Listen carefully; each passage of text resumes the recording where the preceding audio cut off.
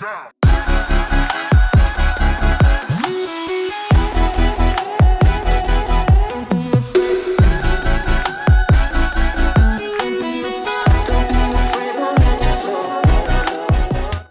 What's up? Welcome back to another episode of Skins Golf TV. I'm Spencer Tarring. G'day, my name's Rob Turvey from the Leadbetter Golf Academy here at Bali National. And what are we doing today, Rob?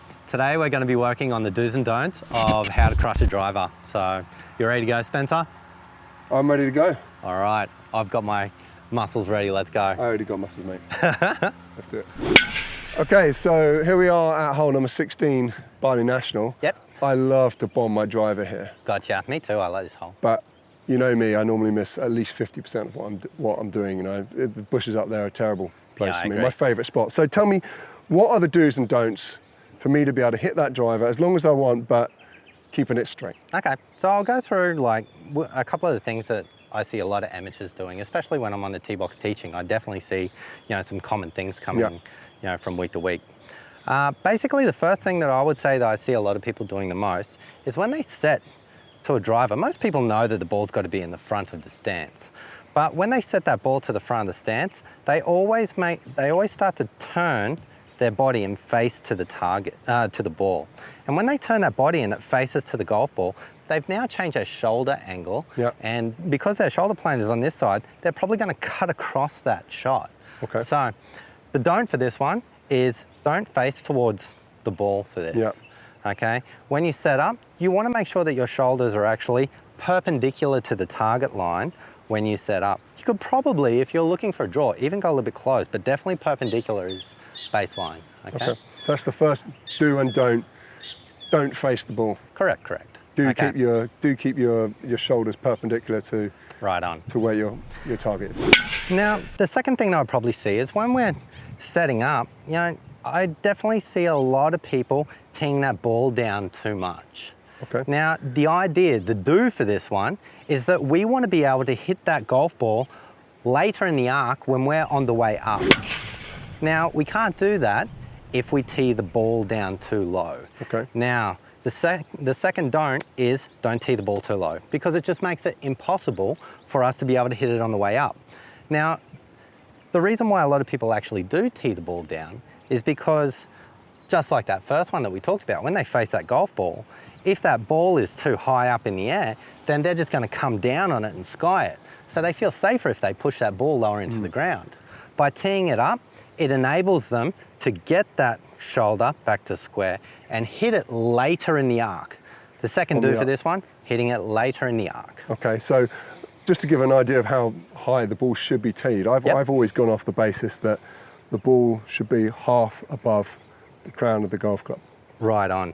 That's a very good template to start with. I think that if you start with that, you'll notice that every single time that you hit shots, you'll notice a pattern. Do you hit it high on the club face there? Do you hit it low on the club face? And you can adjust it according to that. But as a starting point, half of the ball above the crown of the driver, that's the best place to be. Okay. Okay. All right, number 3. So basically, I see a lot of the people who especially slice the golf ball, when they stand into their driver setup, the club should be kind of pointing back towards your navel or just to the left side of your navel. I see a lot of people, because they put that ball towards the front of their stance, they really push their hands forward to try and match it.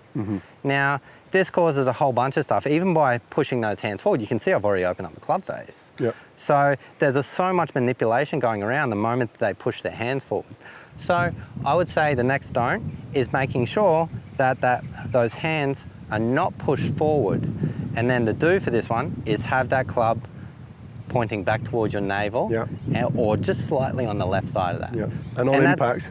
And at impact, you're going to be able to feel that by coming down and feeling like your buttons are behind the golf ball. Okay? Because if you have those hands forward, then that's just going to lead the rest of your body forward, and you're going to hit some pretty awfully big slices. Yeah. So you're promoting again, hitting up on that golf ball by keeping your buttons behind the ball at impact.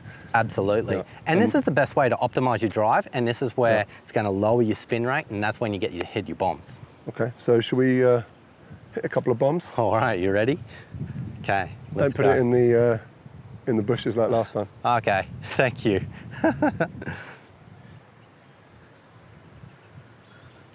Ball in front, tee halfway up above the crowd, shoulders perpendicular. And that's a bomb. Straight down the middle. You want a crack at that, Spence? I'll have a crack at that, yeah. All right, let's go.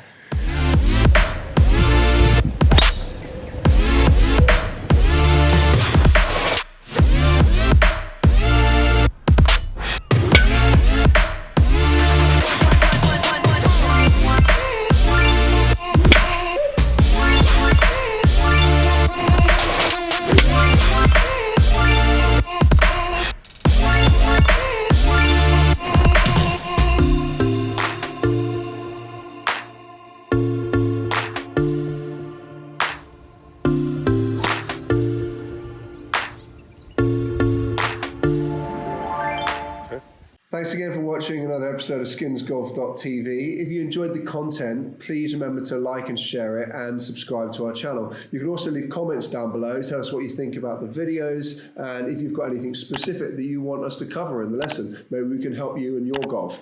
Until next time, thanks for watching Skins Golf TV.